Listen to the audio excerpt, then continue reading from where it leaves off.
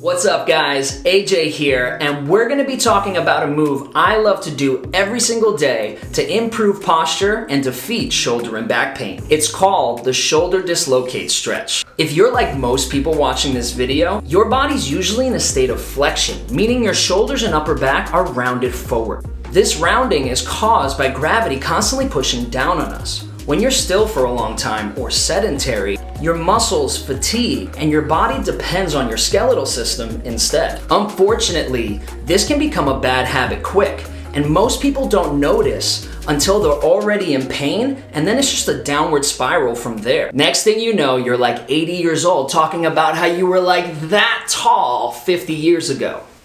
Lucky for us, this move has the ability to reverse years of bad posture. Let's get started.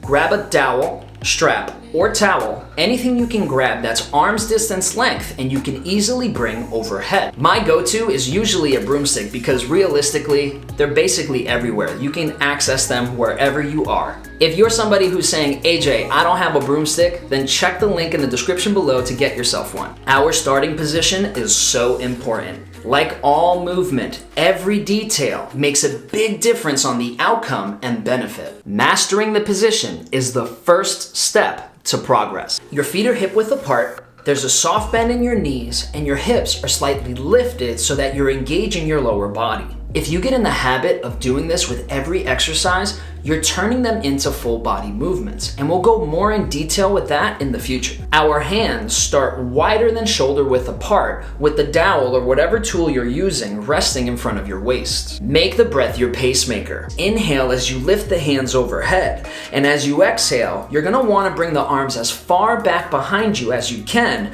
keeping a neutral spine and keeping your arms completely straight. You can start by timing yourself and doing this for 30-second increments. While breathing, remember, inhale up, exhale back, inhale up, and exhale down, back to your starting point. As you improve, you're gonna wanna challenge yourself to keep on progressing. Changing the starting position of the body, making a narrower grip, and also adding weight to the bar are some ways to increase difficulty. Shoulder dislocates help create extension in the upper spine and shoulders. It also helps build strength in those same areas on the muscles that are stabilizing you. Now, I talk about this almost all the time. One of the most common issues our society deals with today is chronic back pain. Back is a collective word describing the posterior chain. That includes from the ground up, your heels, all the way up to the crown of your head. More often than not, pain in the back stems from poor posture, weakness in the spine, or stiffness. Sometimes it's a combination of all of those things. If the issue doesn't stem from there, it could be the health of your feet, but that'll be a discussion for a later video, so make sure to subscribe if you're interested in all things optimization.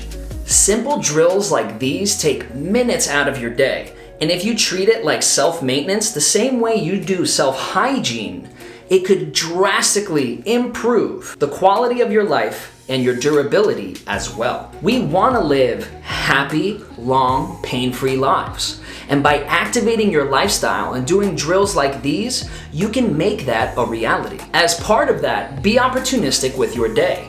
I usually do this in the morning while boiling water for my first cup of coffee. Get in the habit of taking advantage of every moment you can and seizing the day. So here are 3 mistakes that you're gonna wanna avoid while doing this movement. Number 1 is you're not gonna wanna jut your head forward as your arms are coming behind it. Rib flare is another common mistake. What that means is you're losing your core tension in the upper middle part of your back. When you're doing this movement, make sure to try to keep a neutral spine. The third common mistake is incorrect head position or too much movement of the head throughout the exercise. So keep the chin tucked and keep the core solid throughout the whole movement, because we're letting go of the tension in our spine. Remember, your spine starts at the occipital lobe behind your head. No, it's too much info. Too much info!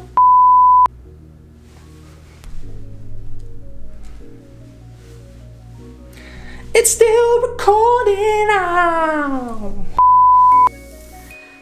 So So I hope you guys enjoyed this video. Georgie and I are continually working to try to get content out there for you guys, all about optimization, improving your food, stress management, sleep, nutrition, hydration, movement, and so much more. So thank you so much, guys.